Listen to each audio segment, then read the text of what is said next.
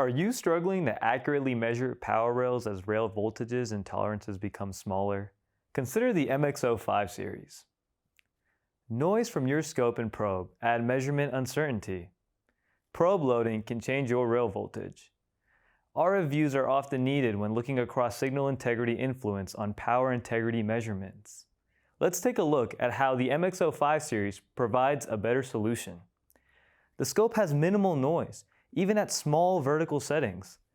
I'm using a power rail probe to minimize probe loading. This probe includes a highly accurate probe meter that shows the DC value. Use triggering to look at signal detail, like this coupled periodic disturbance. The superior spectrum capabilities allow the scope to isolate signals coupled onto the power rail. Check out Rohde Schwarz MXO oscilloscopes in your lab. See the difference.